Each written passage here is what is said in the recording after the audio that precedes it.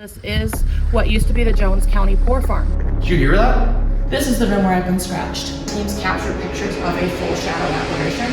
Is that what you guys want? That was weird because I thought I just saw somebody behind you. Wait, what? Wait, what?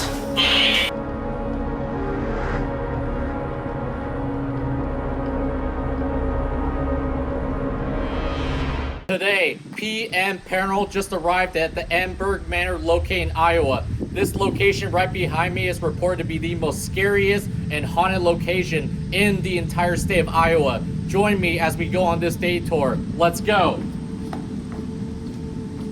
The Edinburg Manor, located on the eastern end of Iowa, opened their doors in 1911 that served as a county poor farm where they housed the incredibly insane patients. The building has documented reports of suicides, sexual assaults, and violent acts on the employees. This property has over 230 documented deaths during the 99 years of operations. Tonight, PN Paranormal will investigate the Edinburg Manor to figure out why this property is known to be the most unsettling area to step foot in after dark. We're here at Edinburg Manor. This is a haunted location in Iowa. This is what used to be the Jones County Poor Farm. This is not actually the original building. The first one was on location around the 1850s and was here till 1910. This structure was built in 1910, opened up back up in 1911. A poor farm basically was a functional facility. They worked the farm to be able to put food on the table. The people here were referred to as inmates. We had a lot of people that were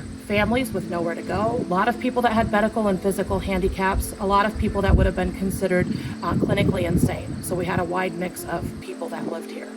As far as this building, it did run as a poor farm up until the mid-1930s, around the time of the Depression, and then it became a county home. They didn't find people until the morning after they passed away. The records currently are 234 documented deaths on property. There's a reason for this place to be haunted. It's not just deaths. We have mass burial, we have unmarked burial, and we have dismemberment in those burials. Welcome in. Wow. So this is Edinburg Manor. So this area was a community space, basically where they would have had guests or gathering for people to do activities and things like that. Does that mean it's less haunted because they probably didn't have deaths here? No, we get activity all over the building. They just roam. We just had sounds down there. I don't know if you heard that. I did not hear that. What does it sound like? It sounded just like on the floor. Well, I definitely wasn't moving, so let's go down here. And then what we have here are actually single patient rooms. The building closed in 2010. That's not very long ago. This building housed people all the way up until then. So some of the deaths are still more recent, but that doesn't mean they may not still be present here. So we are gonna go right into this room on this side here, because this is a room that has a lot of activity and things. And what room is this? We're on the men's wing. We refer to this as the children's room. As you can tell, we have a lot of things in here that don't look like a men's room. The reason for that is over the years of investigation in this space, we get a lot of children's activity here. One of those is a young girl named Susie. She's 7 to 10 years old, according to documented investigations and things like that. People have seen her, I have not. People have heard her, I have. It doesn't require equipment. Sometimes you can audibly hear singing, humming, whistling, giggling, footsteps. It's not always in here. A lot of times we get it in the hallway right behind you. The interesting thing is if you're in here investigating, they're out there paying attention to you. So that's how most people come in and investigate this place. You put yourself in a spot and you gotta make sure you're paying attention because they're not coming to you, they're watching you. Another person that we get in here is a gentleman named Jerry. This is actually the last bed that Jerry rested on when he lived here. Jerry lived here from the age of 17 into his 70s. We know who he is.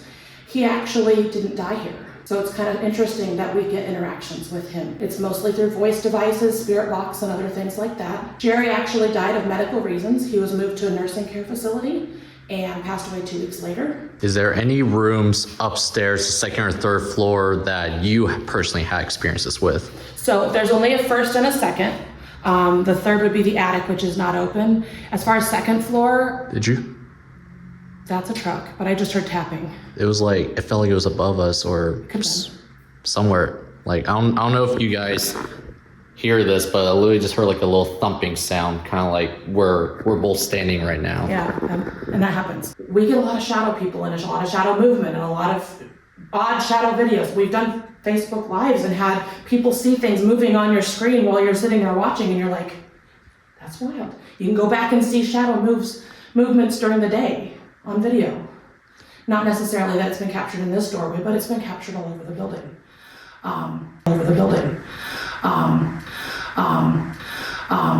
Did you just hear that? It was like a clink sound, you know, like your keychain, like the metal clink. I didn't hear it. I just heard it like right here. Probably.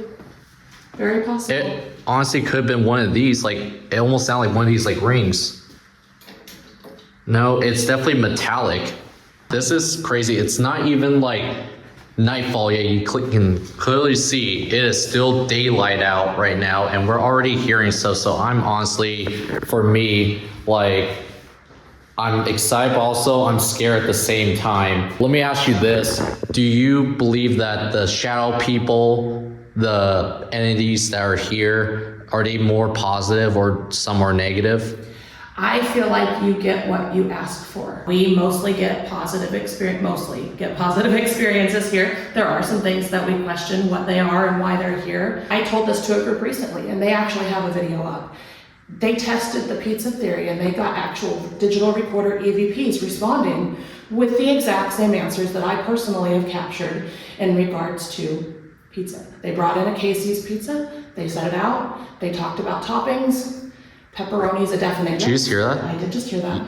That like clink sound? That's exactly what I just heard when we were in the other room. And I don't know what that is. So be open-minded to whatever path they lead you on. Now, having investigated here as long as I have, I've never had a day that's the same as the one before. That's the same as the one before.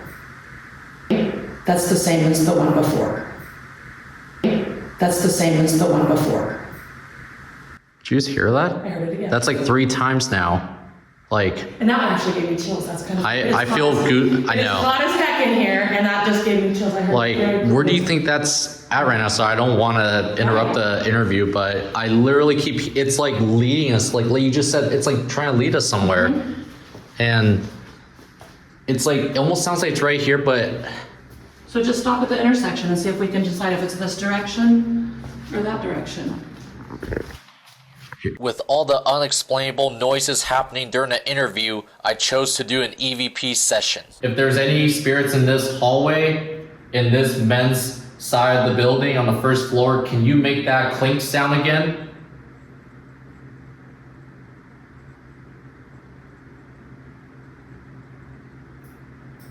Did you hear that? Did you hear that? Did you hear that? Did you hear that? Yeah, absolutely. And it was this way. We just captured that. That was literally 43 seconds. I just checked the recording. Yeah. Which room did it come in? Do you want to show me that room? I'm not sure. It sounded like it sounded this side. I just heard it again. Could be the pipes too. There's no water. There's nothing running. There's no water, nothing running, no. Other than. And I just heard a sound back here. But it was a different sound. It was a shuffle on the floor. I wonder if it's this right here. Because I know this is something you can use to like.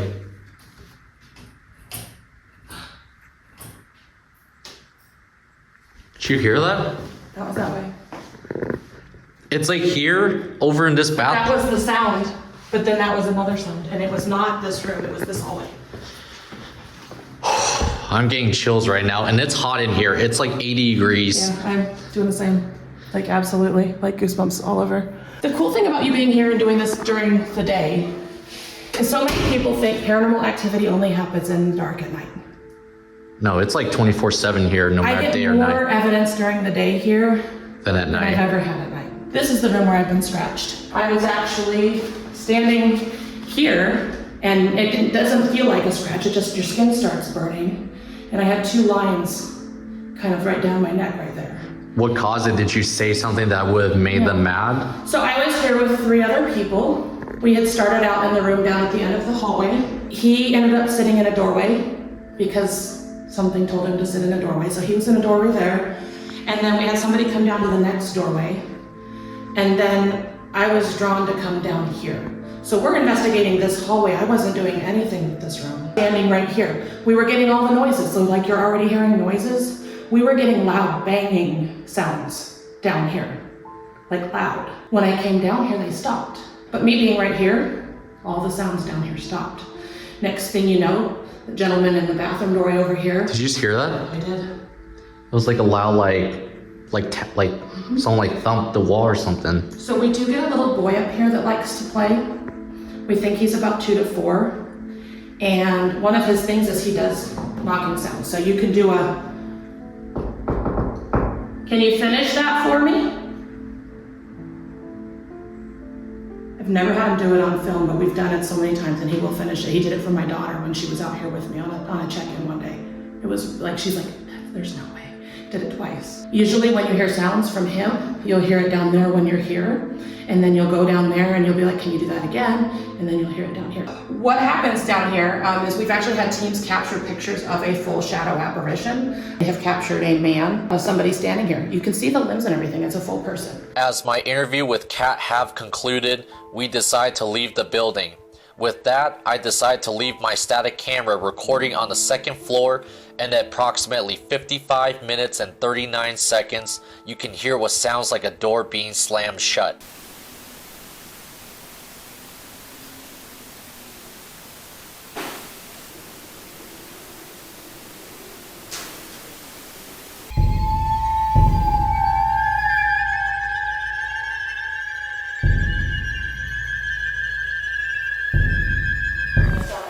Yeah. Where? We just had 3 large noises in the hallway. Like footsteps? Like something on the floor in the hallway. Interesting.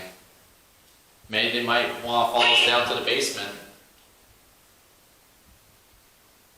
Is that what you guys want?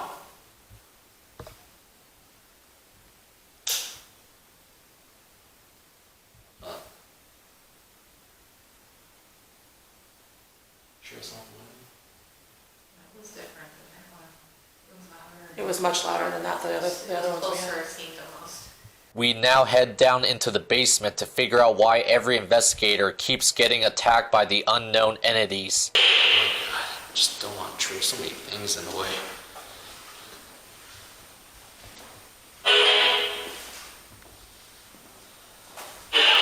Get out. I heard that. That was clear. That was clear. The minute he turned her corner, get out. Do you want to get out of this hallway?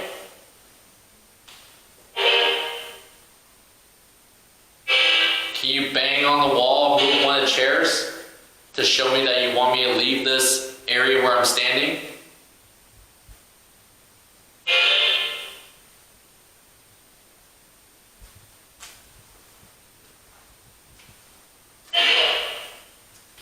Does it say let's go? That's fine. Sounded like let's go.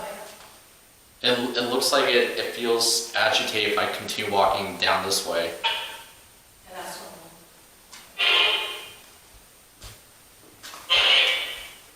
Does it say go away?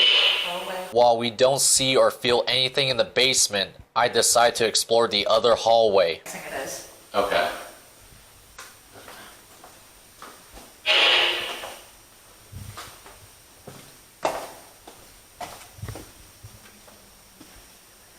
Just me walking down by myself.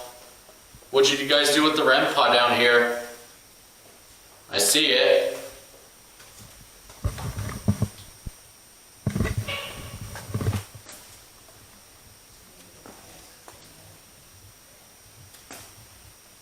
Is it dead? I think so.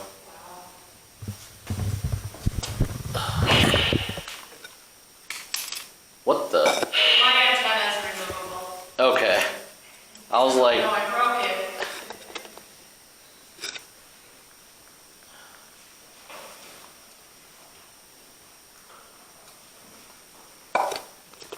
yeah, yours is completely dead.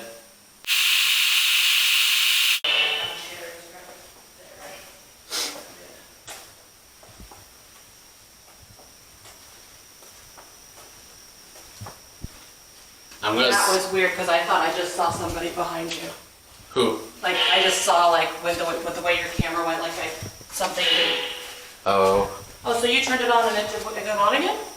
No, it's. Wait, what? Wait, what? That was like dead. I have never seen the REM pod malfunction with the full battery. This wasn't going to be the only unexplainable encounter. Hey, Kat. Yeah. You come over here for a second. Yeah. So right here, when I came down here by myself, I literally thought these were like where they stored the bodies, and okay, it's just a fridge. Refrigerators, yeah. I thought. Whoa. Did it make you feel good? Whoa. Whoa, that's weird. What'd you feel? I feel like a little like someone like Just. like they did that like kind of like Okay. So right you're here. standing in what is one of the most active places of the hallway between that refrigerator room and the kitchen door. The location where I was touched near my happens to be the most active hotspot in the hallway connected to the kitchen and laundry room, which is also the exact spot where the REM pod was malfunctioning earlier with a brand new battery installed prior to the investigation. This experience of being touched was the most terrifying encounter of all time. After being touched by the Joker, my well-being gradually got harder to be in control. Whoa, I just feel like a little bit. I mean, it's gone now. For like just like a couple seconds, felt like a little bit lightheaded. Like when you see like the room's like kind of becoming fuzzy in a way, like everything's like shaking. That was literally the craziest feeling I just experienced right there. So if you're being affected to that level, you might even want to step out to reground yourself. Because it doesn't get better from there. I have no choice but to leave the building for my own safety. All areas in the basement, we have what we call crawlers, which are shadow things up on the ceiling. That crawls on the ceiling. I do not believe any of them are human.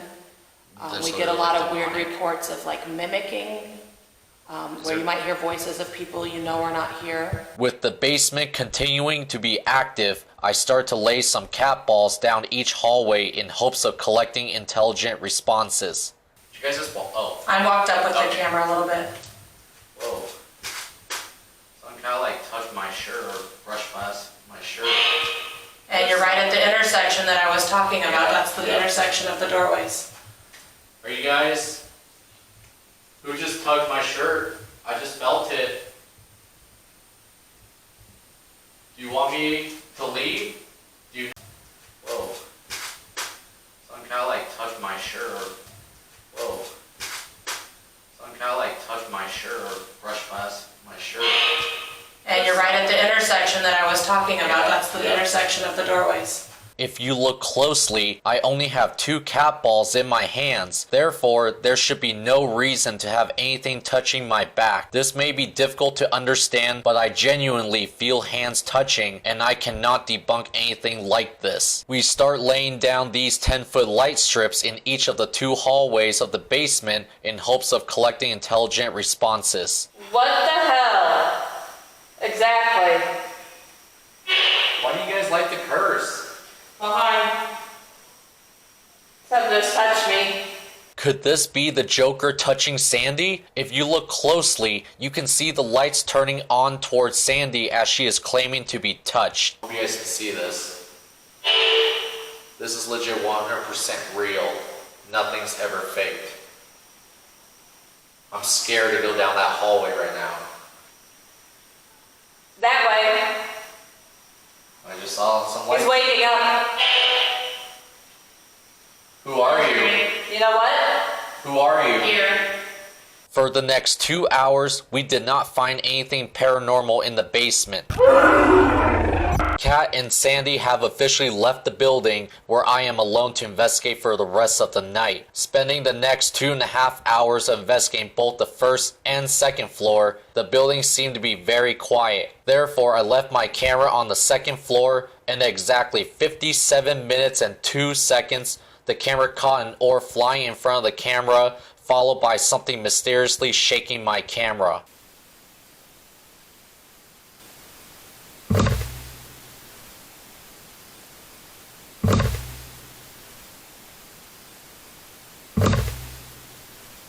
and approximately 1 hour and 22 minutes, the camera caught the sounds of a door opening and closing.